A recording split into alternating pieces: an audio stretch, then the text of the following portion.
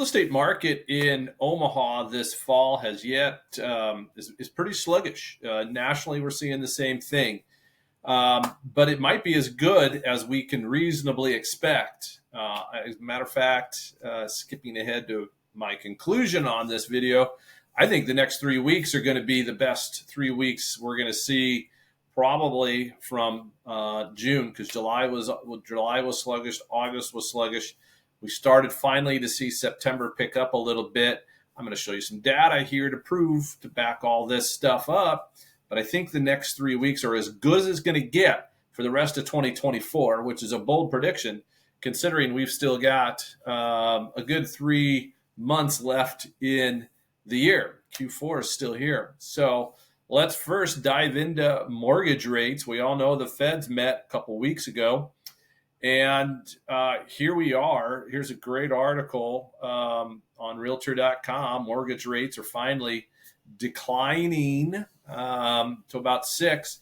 They went up slightly with the Fed rate announcement of the 50 basis point rate cut. And again, I'll remind you that the Fed rate and mortgage rates are not directly related. Mortgage rates actually went down the few weeks leading up to that Fed rate meeting. Mortgage rates anticipated that rate cut and adjusted prior to, so there wouldn't be any major disruption to the mortgage markets. That's typically how we do things. It would be really good if we were just to stabilize everything. If Fed rates and mortgage rates are expected to decline, then do you buy today or do you wait for those expected declines, expected reductions in mortgage rates later?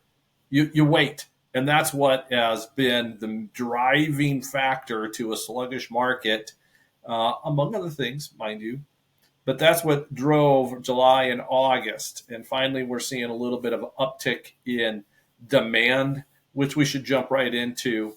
So again, I like to show this realtor property resource that most real estate agents have access to. I love this little graphic here. I'll throw myself over here so you can see it better. Technically, we're still in the seller's market. This is a balance of the number of homes on the market, the number of pendings, the number of sales going on. And right now, the inventory levels are still low. I think since the pandemic, we need to redefine some of these metrics. I don't think we're going to see the 35,000 to 5,000 homes on the market, which we saw pre-pandemic. The goalposts have shifted significantly. It would take years of inventory increases to get back to where we were.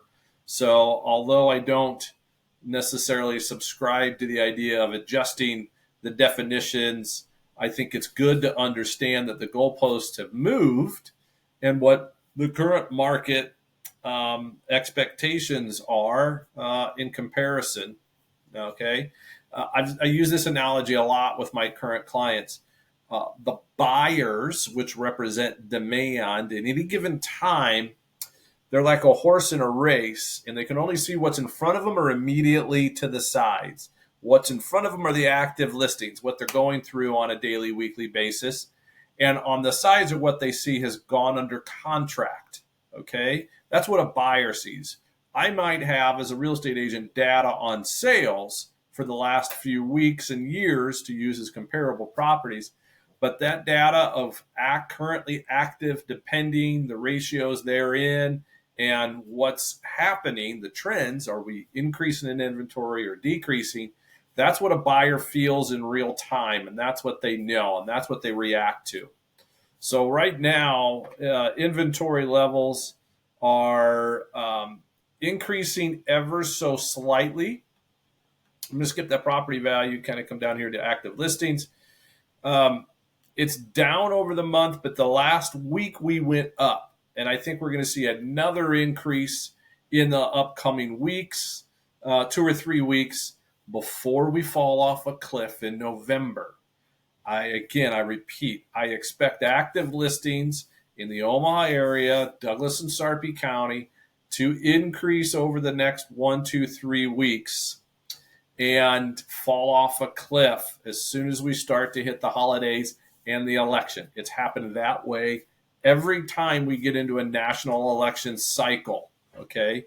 Uncertainty is the enemy of economic activity, okay? And that's exactly what a national election does. Doesn't matter what side of the fence we're on. It just matters that half of us are nervous, the other half aren't, and it's all bad. It's all bad. Who cares? So again, we're down month over month. August wasn't great. We saw inventories for Q2 was good. Q3 was stagnant. Q4, I think we're going to see stagnant again, but I think that's because the pendings are going to come up a little bit. I'm feeling in the market right now in the last week or two an increased activity, okay? In the weeks leading up to the Fed rate cut, mortgage rates were coming down. That was all over the news. We were taking more mortgage applications. The banks were taking more mortgage applications. That wasn't translating into pendings or into contracts, homes under contract with a buyer. So I think that pent-up demand is going to unleash here in the next 2 or 3 weeks. So again, is it a great time to sell? No, that's what happened, 3, 4, 5 years ago. But it's better than what it was, okay? And if you've done the right things with your house, there is still a potential for multiple offers or getting your full asking price, okay? We are returning to a normal market. In a normal market, I can classify things into quartiles, if you will. The top quartile will get multiple offers. Second quartile will get pretty much full asking price rather quickly or thereabouts. Third quartile gets slightly under asking price. And the fourth are distressed sales. They may have to reduce quite a bit, and they will eventually sell at or around, as a whole, 97% of asking price. But again, that's the key to why that national statistic always measures true.